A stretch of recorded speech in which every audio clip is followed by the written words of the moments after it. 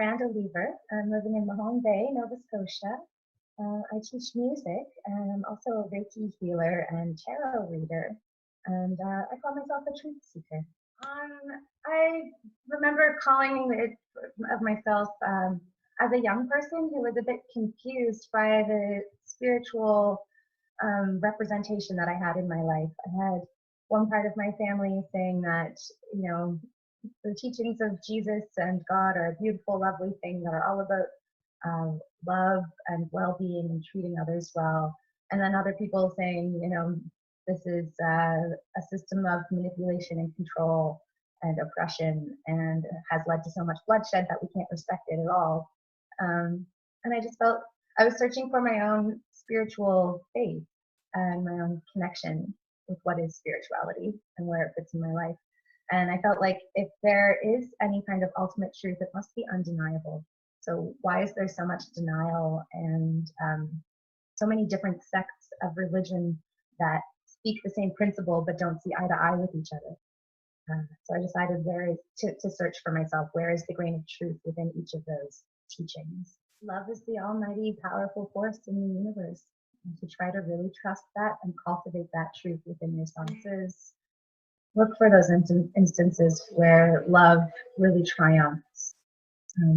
Because light creates, darkness only consumes. Darkness cannot create, and therefore, given its own devices, it will destroy itself, whereas light is always emanating new life out into the universe. Therefore, light and love are the ruling forces of creation. And they work with that balance of the shadow. The cycles, the ebbs and flows of life and death. But ultimately, the greater power is within love, and to align yourself with that. It's a personal thing. But, as much as you might extend your hand to help support another person and bring them up into a place of safety where they feel that trust in themselves and trust in the universe, that the loving force of the universe wants to conspire for our highest well-being. I feel like that is a very individual thing that one person must reconcile within themselves. And maybe it's not true for everybody. As a truth seeker, I'm seeking from my own point of view. Well, seeing as I'm just stepping into this role and I don't really know how their classes went in previous years, I want to find out, what do they already know about music education? Like the technique of how to read music or how to play any instruments, find out where their skill level already is and what is their interest. Because not everybody is going to be interested in developing their musical skill, but for those who really are, how can I step in and support them? And for those who aren't interested in developing it, then just to provide a positive musical experience. Just like, the kids who really love music, who maybe don't really want to go play sports, they still need to go participate in their gym class and make the best of it. So I know I might have some kids in my class who don't really want to be there, don't really care about music, but let's have a positive experience, talk about music history. I want to bring in music from different places in the world just to give them that influence, to expose them to different musical influences. And they asked me if we could do Bohemian Rhapsody for the Christmas concert, and I said yes. I don't think they believed me, but I came in for the second day of classes with the 4-part opening harmony ready for them to learn. I told them if they can earn my trust, because the first day was pretty chaotic, a lot of disruption, a lot of disrespect, but if they can earn my trust through their good behavior and participation in the class, then I told them I will bring in my instruments. I have a history in rock and roll, boogie, blues, and heavy metal, as well as jazz and gospel and church music. So if they cooperate and respect myself and each other and the class, then I will bring in my instruments. And those who already play guitar will have a chance to try an electric guitar, and let's take their skills a little bit farther. Can they add to some of the instrumentation that's going on in these songs? Yeah, so as a subject teacher, I am not required to study the pedagogy of Waldorf, but I am a little bit aware of it. I've been curious and I've just studied a little casually over the years. So it's a very spiritual, wholesome approach to education, which takes into account the development of the human soul, and talks about these like spiritual rhythms throughout our development as people. And so for the first 7 years of life, it's like the spirit is just growing physically, like coming into physical embodiment in the body. And so the youngest grades, like the kindergarten and the grade ones, up until age 7, they don't start doing any reading or writing or other things. They're just working on handy skills, learning how to like knit and crochet and finger knit and carve and work wood, and developing their social emotional skills and awareness of self, and developing through play and through stories and songs.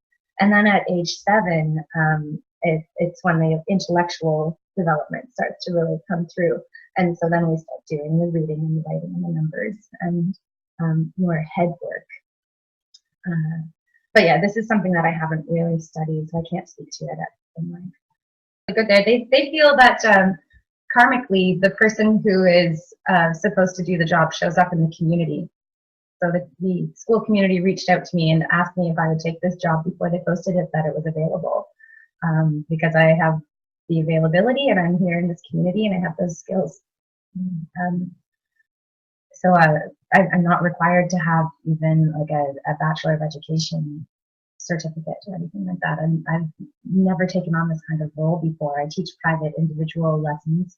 You know, I did one certificate for grade 8 Royal Conservatory of Piano, but I teach guitar and ukulele and voice and everything, but I don't have technical training on.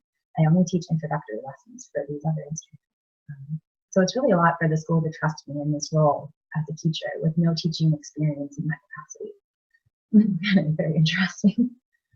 60 12-year-old preteens who are in grade 7 who want to dress in black and hate the world, don't want to sing the Waldorf pedagogy songs anymore, then let's dig into metal. That's like, you know, people have been hating the world for eons, for generations. Let's talk about how people hated the world really loudly in the 70s with some hardcore punk. Let's dig into music history in a way that will maybe help them find some footing and some context for how they feel about the world currently. It gives them a method of how to express that as well. It's okay to be angry, but how do you express your anger? Do you express your anger in a way that hurts yourself or other people? Then that's not really a healthy expression of anger.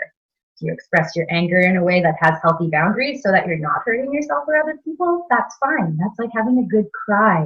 And it takes those feelings and gets it out of you for a moment. You wring the sponge. You know, getting out some heavy, heartfelt music can be so cathartic. It's like wringing out the sponge when you're feeling so saturated with heavy emotion.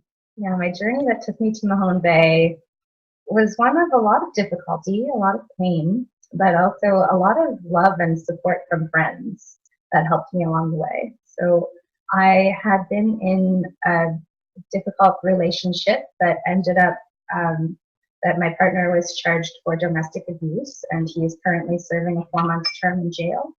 And in the aftermath of that relationship, I walked away from it with my happiness intact, but my bank account destroyed. And so I was staying with friends for like 2 weeks at a time here and there, just jumping around to different couches. And then a friend here in Mahone Bay said, hey, I've got this cheap place to stay, because it was her grandmother's old house. And she lived with her grandmother for the last year of her life before her grandmother passed away. And so she's living in this house that's totally paid for. We just paid to keep the power and the water going and the property taxes. And she said, come and stay with me for as long as you need. And so 2 weeks later, she looked at me and said, Miranda, you've been here for 2 weeks in Mahone Bay. You have 3 jobs and you know everyone. So this town just really welcomed me and embraced me, and had a lot of room for me to bring my talents and unfold my energy. And I've been here now for 2.5 years, and I've landed this job at the local independent elementary school. I'm also teaching private lessons down at the Buchanan's House of Music. And I've made so many wonderful friendships and connections in this community. It's really been such a stabilizing and grounding force in my life. And looking back on the challenges, I can have gratitude for where they got me. Yeah, I put my foot down and said this relationship has to end before he was able to actually leave. So I had broken up with him and said, you know, this isn't healthy or safe. And but he had nowhere to go and no way to get there. And then after I had removed myself emotionally, that's when he lashed out physically and really like physically attacked me. I do want to say though that like it does constitute physical assault. However, I was not actually hurt by that action. I was emotionally hurt, psychologically a little bit traumatized, scared, but I wasn't actually physically injured. I just want to be clear about that. It can be really scary to hear those stories, and then the imagination goes to, oh, I wonder what happened and how bad was it? Verbal abuse, emotional abuse, a lot of really gross language, the way that he would talk to me, and the way that he played on my shame and how that worked, because I had shame and he used it against me rather than being a loving partner. And hear those things that you're ashamed of and give you support. But there were a few weeks buffer in between there, maybe even 2 months or so, where I was staying on my friends' couches and kind of just rebuilding myself, getting my nerves to settle down, and before I came to Mahone Bay, there were a couple of months in between. Yeah, ready to be involved in community, ready to roll out with my creative energy. As soon as I had broken up with that man, one of the first things that I did was solicit an illustrator to work on a project with me, and he's illustrating a book. It's just a simple poem that I wrote about appreciation for the rain, and it's been a slow, long-term back burner project that we get together every couple of weeks and talk about. Like, we've developed a storyboard, and now we take each frame and flesh it out with the full idea. And then he goes home and sketches it and brings it back to me. And it's been so much fun to work on that project with him. I remember that I'd been sitting on that desire, wanting to do it for a very long time. And as soon as I put my foot down and ended it with that man who was scaring me, who I was holding myself back with, then I just like launched right forward into this creative desire. It's been really fun working with that artist. I've got a 3-part harmony music group that's just come together, 3 women. We're all multi-instrumentalists, and we focus on 3-part harmony throughout most of the songs. So creating with these 2 women, our band is called Foxfire, and it's come out of the gate on fire, and I'm really happy to keep that going. So, been also collaborating with a few musicians to create a jazz standards band, playing like jazz and swing standards from the 20s, 30s, 40s. So those 2 bands I'd really like to roll ahead with, but I'm also looking for people to play the music and let me sing, and I want to sing for like some serious rock and roll. So those are my music projects I'm looking at. I'm really like so focused on music right now. But tarot reading and Reiki treatments have been a long time consistent theme in my life. I've never put them in the center to be my focus for income. So they happen very organically, very word of mouth. Just like, I trust that when the people arrive in my life who need those things, that it's the right time. Or I let people know that I have those skills and they can seek me out, and sometimes they do. And I'm really grateful to have that as part of my life for my spiritual well-being, and also that I can provide that for other people with some guidance or some grounding, some energy adjustment, helping things to flow. I really love to teach Reiki as well. I am a Reiki master, and I have initiated a number of people onto the path. But my teaching, again, is not very formal. It is traditional and authentic to the traditional Usui teachings. But again, I don't advertise it. I don't do it very often. So that's something that I'd like to keep alive and give a little bit more life to in the future. On Facebook, I have a little page called The Safe Space, which is a leftover term from when I worked inside of an old bank vault and called it the safe space.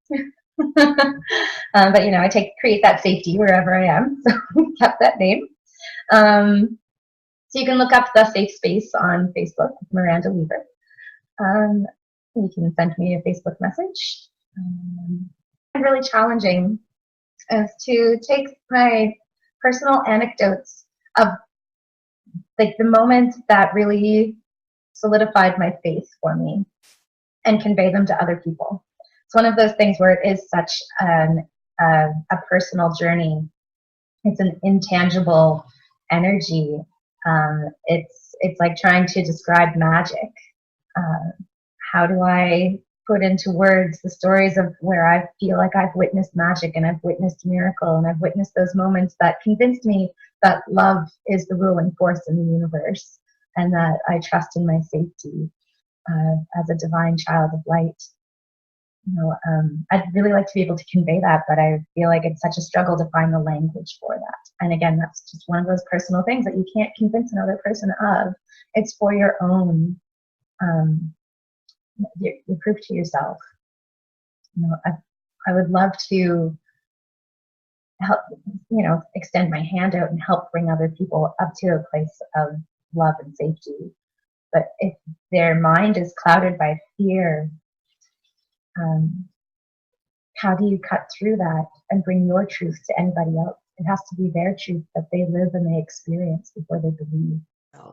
Yeah, and I'm not asking them to celebrate it. I'm hoping that they believe that the light will enter their life as well. The most difficult thing is to witness a person who is drowning and you can't save them. And I don't try very often to insert myself in other people's lives to fix or save. I will intervene where it seems necessary and where it seems productive, like the person might be open to it and is willing to help themselves. But so much of the difficulties in our lives really are created by our own beliefs and our own feelings. But I don't know if that's 100% true either. We come back to truth seeking. What is truth? Is there such a thing as karma? Is there fairness? Because you see people who are suffering and sometimes they're fed this spiritual line that, you've manifested this for yourself. You've got cancer, you must have some shitty feeling inside of your heart or in your mind that you need to fix and change about yourself. I don't think that's fair at all. I think we live in a polluted environment. And as well as you might have a beautiful, high vibrating state of mind, your body is still subject to the water and the air and the toxic pollutants that are infiltrating our planet. So not to put the onus on the person.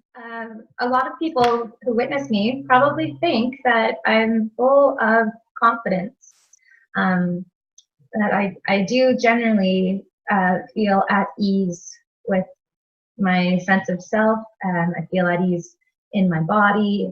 I'm kind to myself in my mind, and I do have a lot of confidence. But I'm not perfect in that, and I do waver.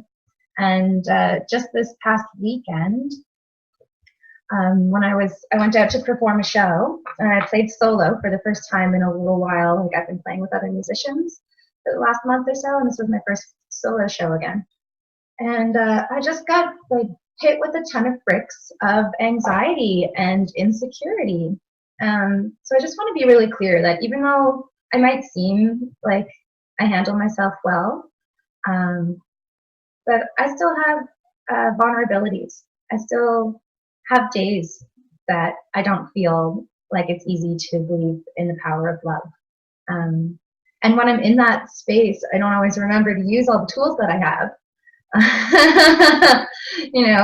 When we struggle, sometimes we forget that we have those tools in our tool belts. Like, oh, I could give myself some Reiki right now to calm myself and ground.